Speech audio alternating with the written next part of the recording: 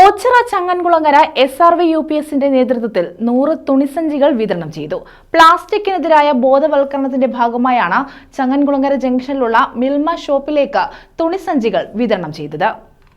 Changankulangara SRV UPSന്റെ നേതൃത്വത്തിലാണ് തുണിസഞ്ചികൾ വിതരണം ചെയ്തത്. പ്ലാസ്റ്റിക് വിരുദ്ധ ബോധവൽക്കരണ പ്രവർത്തനങ്ങളിൽ പങ്കാളിയാകുന്നതിന്റെ ഭാഗമായാണ് ചങ്ങൻകുളങ്ങര ജംഗ്ഷനിലുള്ള മിൽമ ഷോപ്പിലേക്ക് 100 തുണിസഞ്ചികൾ വിതരണം ചെയ്തത്.